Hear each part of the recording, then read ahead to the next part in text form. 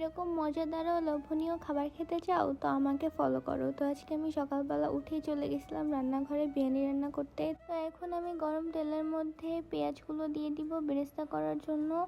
আমি এক বাটি পেঁয়াজ পুরোটাই দিইনি, কিছুটা আমি রেখে দিয়েছিলাম মাংসে দেওয়ার জন্য।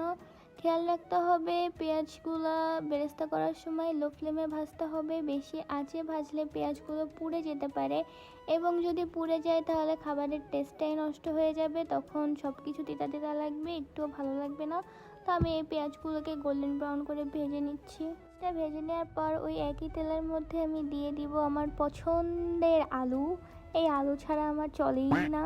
এবার এই আলুগুলোকে আমি একটু আবার লাল লাল করে ভেজে নেব, ভেজে নিয়ে উঠিয়ে রাখবো এবং এরপর আমি চলে যাব মাংস ম্যারিনেট করতে। মাংস ম্যারিনেশনের আগে প্রথমেই আমাদের লাগবে মশলা, বাট আমি নানিকে বললাম বাটায় মশলা বেটে দিতে, কারণ বাটা মশলায় ঘ্রাণটা অনেক ভালো আসে। বাট সে পারলো না আর আমিও পারলাম না, তো আমি চলে গেলাম লাস্ট অপশান ব্লেন্ডার মেশিনে। তো আমি ওর মধ্যে মশলাটা খুব ভালো করে বেটে নিয়েছিলাম। এরপর আমি চলে গেছিলাম মাংস ম্যারিনেশনে। আমি কোনো কিছু রান্না করতে গেলেই কেন জানি লবণে অনেক সমস্যা হয়, কোনো সময় বেশি হয় না, সব সময় কম হয়, এত কম হয় যে খাওয়া যায় না।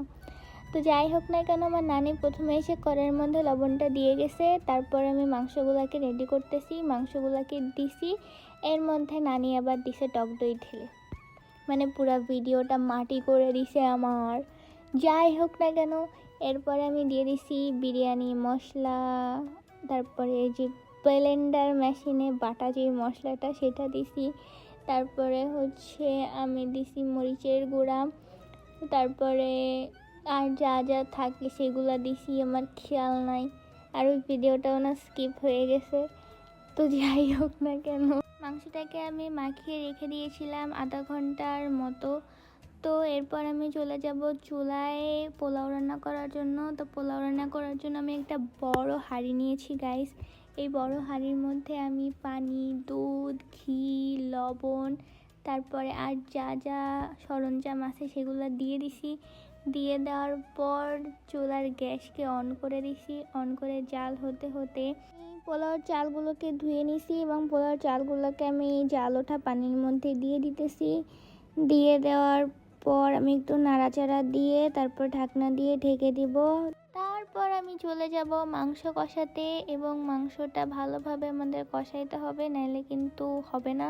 তো এইখানের মাংসগুলো অনেক বড় বড় ছিল, আমি পারতেছিলাম না, পরে আমার নানি এসে আমাকে হেল্প করেছে, ঠিক আছে হেল্প করেছে, ওকে যাই জাস্ট ফর ফান, যাই হোক না কেন। এরপর দেখো গাইস আমাদের ভাত রান্না কমপ্লিট। এরকম ক্লাউড দেখিছো তোমরা কোনোদিন? ভাত রান্না কিংবা কোনো কিছু গরম গরম রান্না করার পর সেখানে চলে যাবে, ঠিক আছে? চলে গেলেই দেখবে এরকম সুন্দর সুন্দর ক্লাউড। ঘরের মধ্যেও ক্লাউড কেমনে হইতে পারে এইরকমভাবেই দেখা যায়, ওকে? তো আমার নানি এখানে ভাতগুলাকে উঠাই দিচ্ছিল, উঠাই দিয়ে ওর মধ্যে মাংসটাকে ঢেলে দিছে। মাংসটাকে ঢেলে দেওয়ার পর আবার সে ভাতগুলোকে এক জায়গায় করে দিছে অ্যান্ড দেন আমি লাস্টে একটু বেরেস্তা দিয়ে দিয়েছি উপর থেকে। তো বেরেস্তা দিয়ে দেওয়ার পর আমি দমে বসাই দিয়েছিলাম। দমে বসাই দেওয়ার পর বিরিয়ানিটা হয়ে গেলে ঢাকনা উঠাইছি।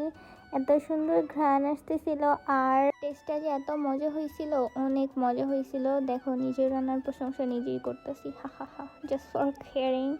যাই হোক না কেন আজকের ভিডিও তোমাদের কাছে কেমন লাগলো সবাই কমেন্ট করে জানাবা, ওকে? আর এরকম ডেলি ব্লগের জন্য আমাকে ফলো করে রাখতে পারো, ইউজফুল ভিডিও পাবা, কোনো সমস্যা নেই। সো আজকের মতো আল্লাহ হাফেজ, টাটা।